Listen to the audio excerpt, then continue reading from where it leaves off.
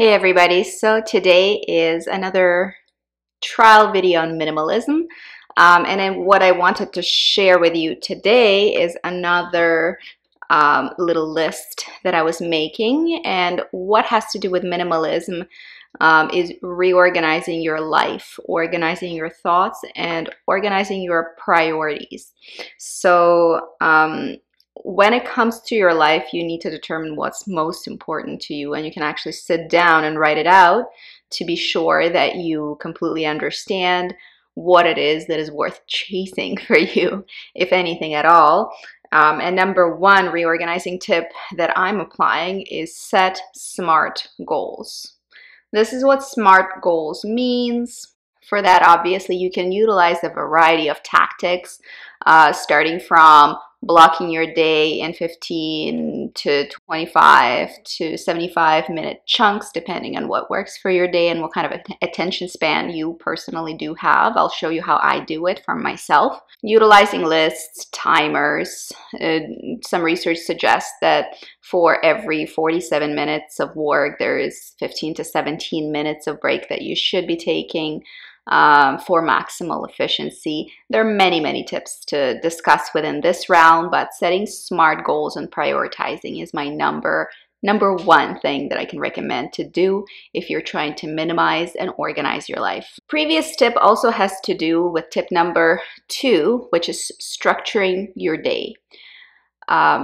Having meaning to your day beyond your everyday regular activities is important because it makes you feel like you're moving forward.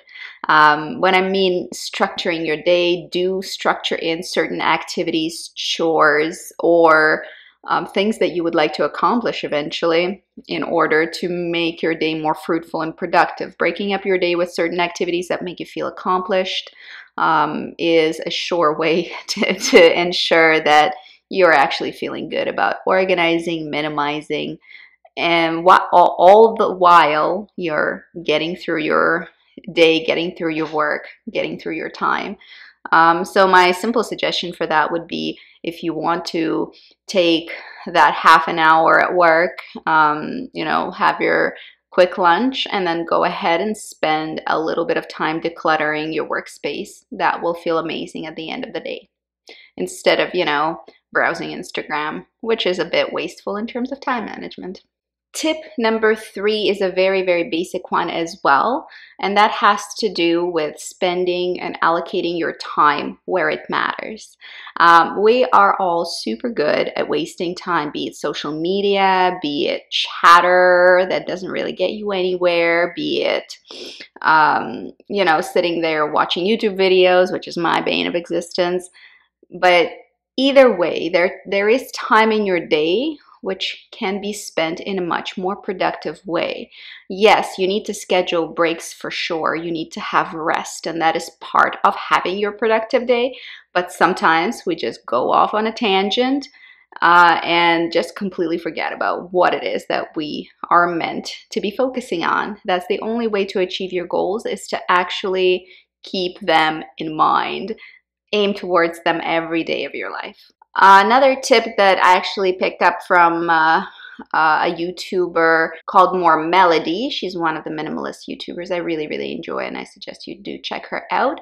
That has to do with automizing as much as possible. Part of it is obviously being able to afford it, but if you can, there's some cheap tips to automize, but sometimes technology can really be on our side for it. Keeping your organizer digital is, for me, works the best, but for some people they like a paper copy. But automizing something like lights, energy saving. For instance, we have automated the AC as well as the heat in our house to only come on at the hours when we're in the house, and the rest of the time it's maintained at minimal power, to save energy, to automize it, to not have to change the temperature in the house manually. Lights, samesies. And we have All those things, if you can automate something like vacuuming, is great. We had Roomba for a number of years, but it doesn't work for us anymore because our house is very large. Well, very large for us at least. So we can't really do Roomba anymore. But when we were living in an apartment, that was a great way to go ahead and make sure that the mundane, boring, uninspiring tasks are taken care of by technology. And for some people, it can be cooking, like slow cooker is a good way to really efficiently use your time if you're not a super chef. So there are many ways that you can go ahead and simplify your life by optimizing the tasks that are quite boring, mundane, or do not require really human touch. Tip number 4 has to do with the first 2 tips, and the first 2 tips have to do with scheduling. Tip number 4 has to do with scheduling rest time. As I was saying previously, it's extremely important to actually recharge. Depending on whether you're introvert or extrovert, you are going to be recharging in different ways, and we're all different and we like to take rest in different ways.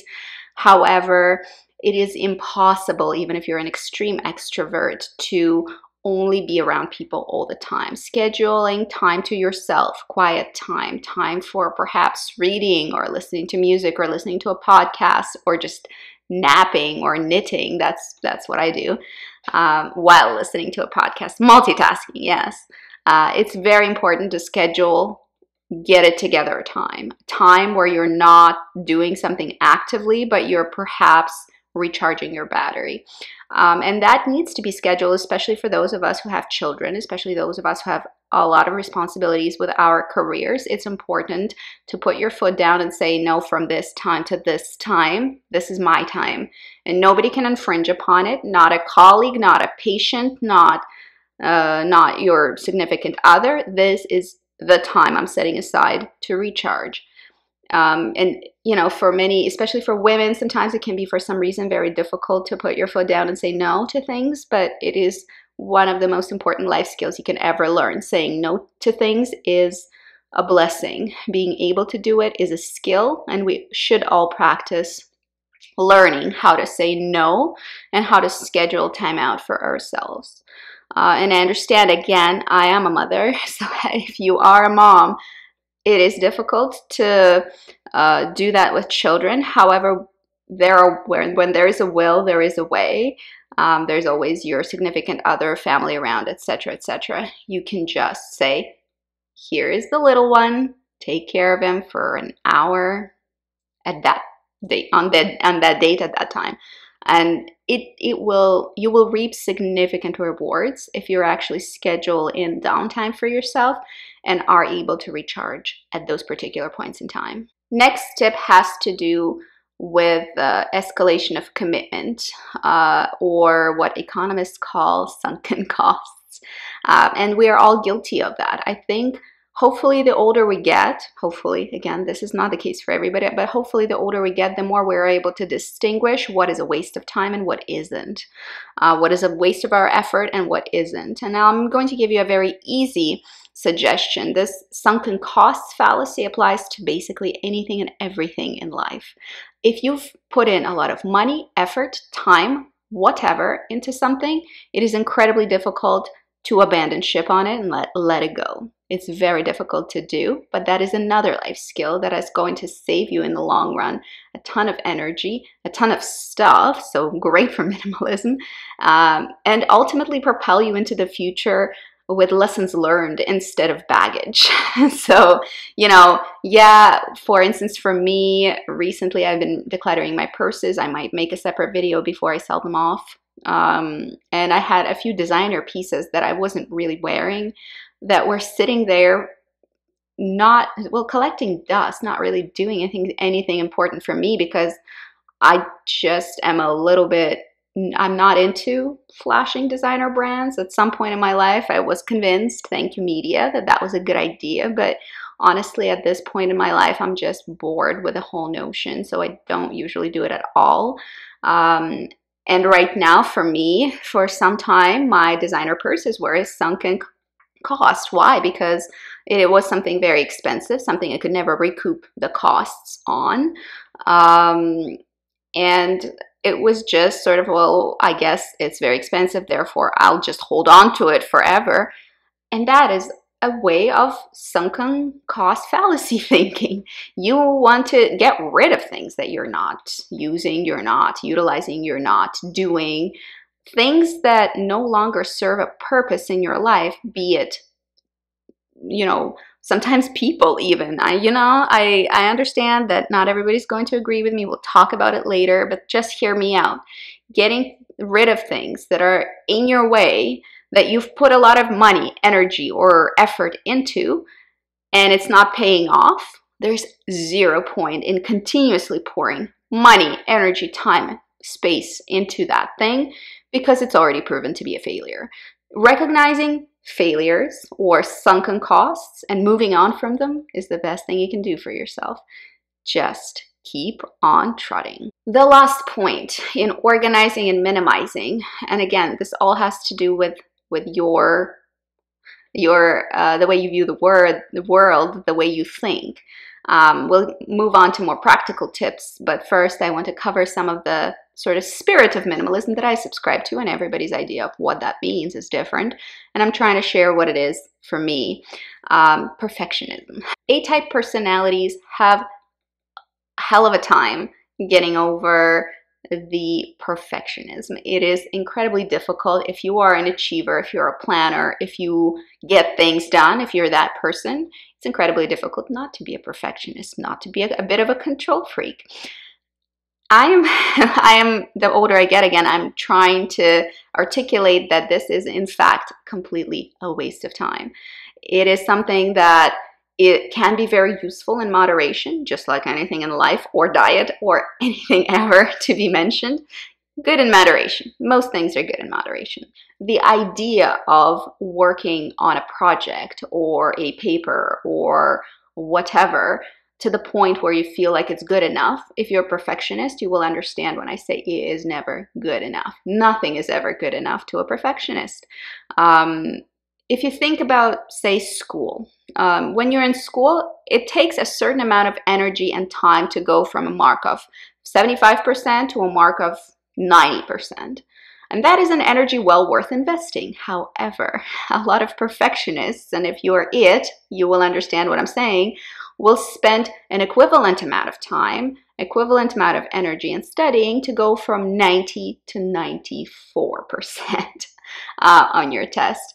So the amount of energy exponentially increases as there is smaller and smaller and smaller fallacies to correct.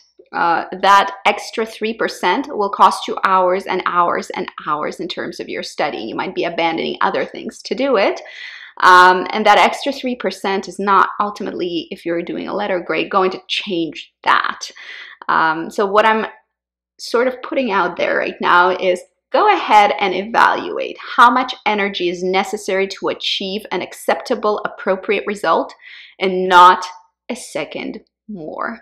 So you want a good product, you want to do a good job, but this disproportionately huge amount of energy, time, and effort that you need to invest to get something from great to unbelievably fantastic, most of the time is not worth it. And if you continuously do this in your life, you are going to run out of steam pretty quickly because it's impossible to be perfect all the time.